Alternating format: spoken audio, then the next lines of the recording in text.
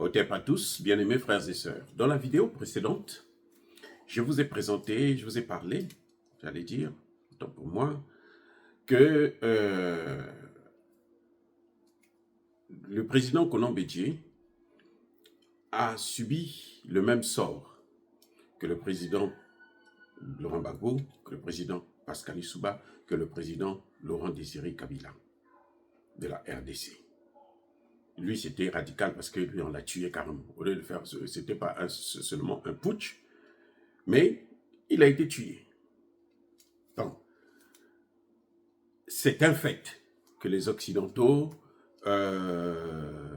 veulent contrôler notre dette, veulent nous endetter et veulent nous avoir endettés, veulent nous maintenir dans un système de dette de telle sorte qu'ils puissent s'ingérer dans nos affaires, comme vous avez entendu avec le président Bédié lui-même. Ça, c'est son dernier discours. Et 2 jours après, il y a eu le coup d'État. Et là, Bédié savait que pendant 20 ans, c'est la France qui gérait la Côte d'Ivoire. Ce n'est pas Houphouët-Boigny, ce n'est pas Bédié, c'était la France qui gérait la Côte d'Ivoire. Et maintenant, le moyen, l'instrument qu'ils utilisent pour gérer nos pays, c'est la dette. C'est nous imposer en quelque sorte une dette. C'est tout faire pour que nous puissions rester endettés vis-à-vis d'eux. Vous êtes endettés, vous perdez votre souveraineté. Et à ce moment, eux peuvent s'ingérer dans nos affaires. Et quand ils s'ingèrent, c'est eux qui gèrent maintenant nos problèmes à notre place. Et ils gèrent les problèmes par rapport à leurs priorités, pas nos priorités à nous, par rapport aux priorités des Occidentaux. C'est pour ça qu'ils peuvent se permettre de dicter le prix de l'or, le prix du diamant, le prix de l'uranium, ainsi de suite, à cause de la dette. Voyez comment ça se fait. Et quand vous refusez de prendre, de contracter de dette, les plus chanceux perdent le pouvoir. Les plus malchanceux, ils sont littéralement assassinés. C'est le cas de Magufuli. Magufuli a géré pendant 5 ans, il ne s'est pas endetté nulle part. Ni à la Banque mondiale, ni au FMI, ni au Club de Paris, ni au Club de Londres. Et il a réalisé plus que tout ce que tous les chefs d'État de la Tanzanie ont fait. Il a fait plus que tous les chefs d'État réunis en 5 ans. Vous voyez, et qu'est-ce qu'il a subi à la fin? Il a été liquidé, envoyé au repos éternel sous prétexte de la maladie du Covid. Vous voyez, c'est ça exactement ce que nous avons comme problème. Et dans ma dernière vidéo, je disais que si vous voyez votre chef de gouvernement, votre président, aller au FMI, à partir du moment où il met pied au FMI, il n'est plus le vôtre. Ne le considérez plus comme un chef d'État parce qu'il ne vaut rien. Soit il ne vaut rien, soit il n'a rien compris. Et maintenant, on ne peut plus, aucun chef d'État ne peut se dire, prétendre qu'il ne connaissait pas, parce que nous donnons maintenant toutes ces informations. Nous mettons ça au jour. Nous prenons des risques aux États-Unis, depuis les États-Unis, depuis la France, l'Italie, parfois et autres. On prend des risques, on donne des informations. Si nos chefs d'État ne respectent pas ça, c'est qu'ils sont complices de notre misère, c'est qu'ils sont complices de nos problèmes. C'est que ce sont eux le problème. C'est pas nous, ce n'est même pas les Occidentaux, c'est d'abord eux. Parce que quand tu sais, un homme averti en vaut 2. Voyez, le président Bédié l'a dit. Mais il y a un problème que je voudrais soulever concernant le président Bédié lui-même, concernant le président Pascal Lissouba. Je voudrais que les gens puissent tirer des leçons. On ne pardonne pas en ce qui concerne la France-Afrique. Les Occidentaux ne connaissent pas le mot pardon.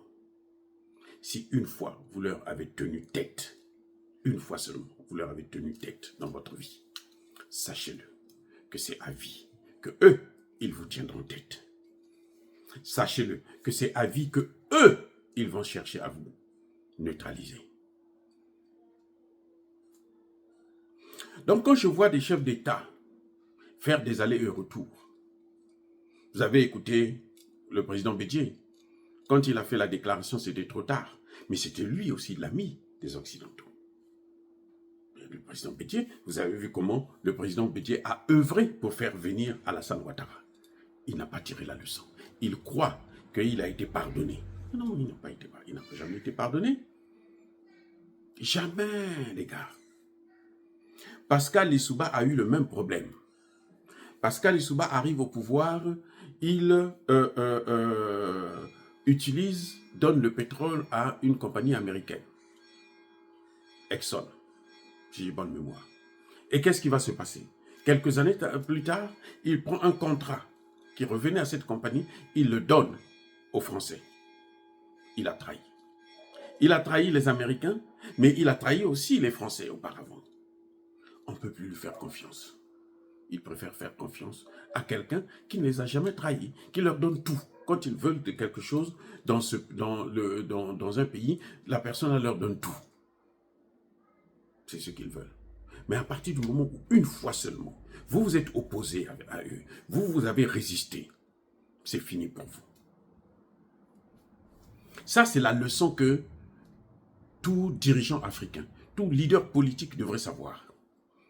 Ceux qui, aujourd'hui, parce que, bon, ils sont en difficulté, ils ont un certain âge, ils n'ont pas de travail, ils n'ont pas de bonne situation en Occident, ils ont fait des études et autres, mais ils n'arrivent pas à percer parce que nos pays sont tenus par des gens qui travaillent seulement avec leur clan et qui s'en vont eux-mêmes dans les mains des Occidentaux pour dire « Donnez-moi le pouvoir, je vais vous donner le pays ». Quand ils arrivent, comme on le voit avec Sanko, « Donnez-moi le pouvoir, je vais vous donner le pays ».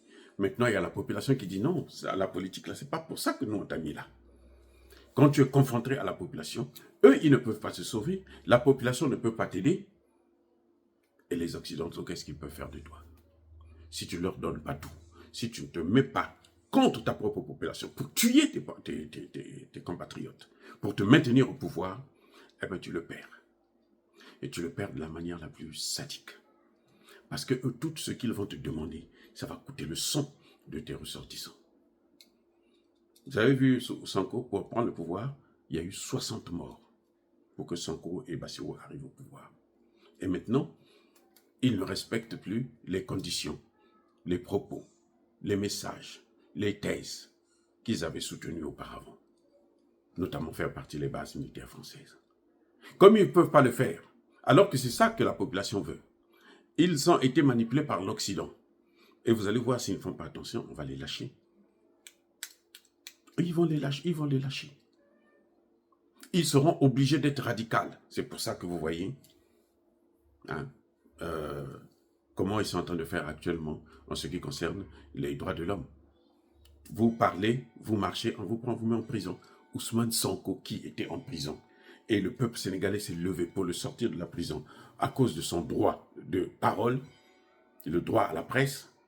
Lui maintenant, il empêche les autres d'avoir le même droit qu'il a mené en prison et qui a permis à ce que le peuple puisse le soutenir. Donc, c'est une leçon capitale à tirer.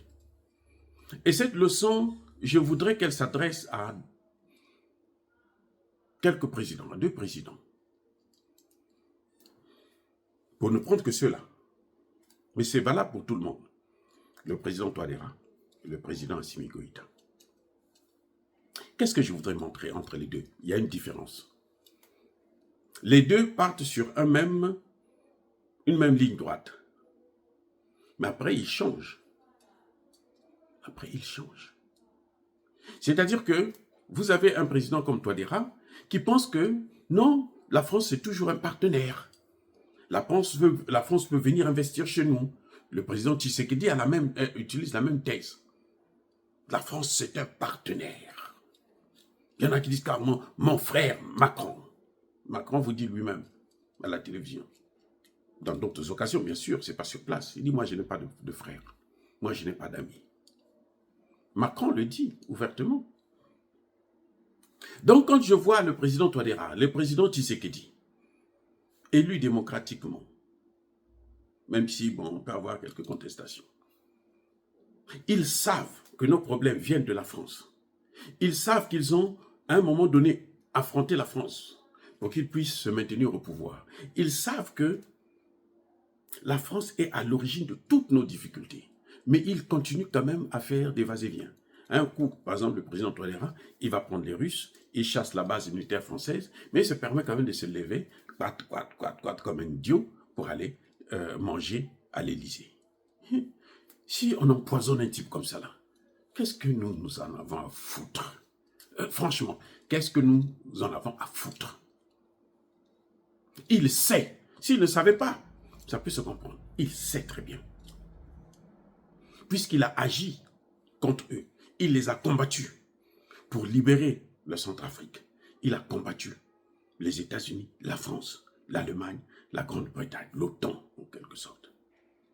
Mais quand même, il peut se permettre de se lever un matin parce qu'Emmanuel Macron a dit « Oh, viens manger à table avec moi. » Il se dit que cette table-là, s'il ne mange pas sur cette table, il ne peut pas vivre. Son existence est compromise.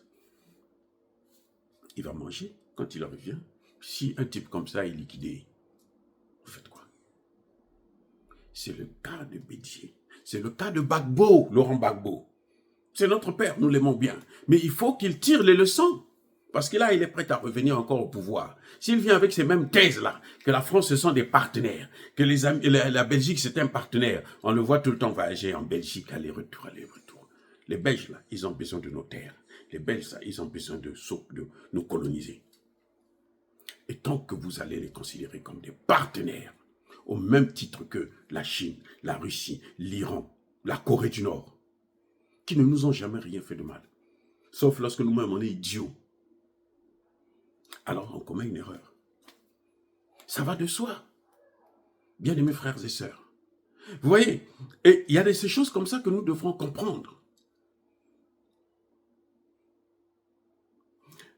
J'ai parlé de Assimi Goïta, parce que c'est le modèle à suivre. Assimi Goïta, c'est le modèle à suivre. En tout cas, en ce qui concerne l'Élysée, la France, les États-Unis.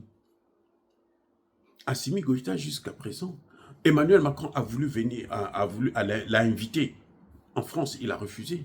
Emmanuel Macron a voulu venir et devait venir en décembre prochain, le 20 décembre prochain. Assimi Goïta a dit, niet, je ne te reçois pas. Est-ce que Assimi Goïta est mort? On s'en fout. Parce que ce qu'ils ont dit dans la Bible, eux-mêmes, ils ont tout contredit. Et c'est à nous de prendre nos responsabilités. Nos dirigeants, c'est pour ça que j'ai voulu revenir sur ce discours de Bédié. Vous faites un discours, vous identifiez le mal, mais vous êtes là toujours à flirter avec ce mal, à côtoyer ce mal. Vous lui donnez tout le temps l'occasion de vous faire du mal. C'est ce qu'est en train de faire Touadéra. Et j'espère que Laurent Gbagbo ne tombera plus dans ce piège. Parce que je vous rappelle que Laurent Gbagbo a financé la campagne présidentielle de Jacques Chirac et des autres membres de l'opposition. C'est des fortes sommes d'argent qu'il donnait. Laurent Gbagbo lui-même l'a reconnu. Donc, voyez, nous devons tirer des leçons. On peut vivre sans la France, sans visiter l'Élysée. Assimi Goïta vit très, très, très bien comme ça. Traoré vit très, très, très bien comme ça. Tchani vit très, très, très bien comme ça. Et j'espère que Traoré et Tchani feront comme Assimi Goïta. Ils n'iront pas en France et ils ne laisseront pas la France venir chez eux. Parce qu'avec eux, s'il en faut, la meilleure des situations, c'est de suspendre des relations diplomatiques. Dire cela, c'est inciter à la haine ou à la violence. Non. Nous devons tirer les leçons du passé. L'histoire se répète toujours. Eh oui, il n'y a rien de nouveau sous le ciel. Bien-aimés frères et sœurs, soyez bénis, abondamment bénis par le Dieu de Kémite et par nos ancêtres angélisés. Mais que tous ceux qui persécutent le continent africain, le pillent et le déstabilisent, qu'ils soient noirs, blancs, chinois, arabes, juifs, indiens ou qui qu'ils soient punis, maudits, foudroyés, neutralisés, écrasés, effacés par le Dieu de Kémite et par nos ancêtres angélisés. Vive l'Afrique éternelle, j'ai dit et j'assume.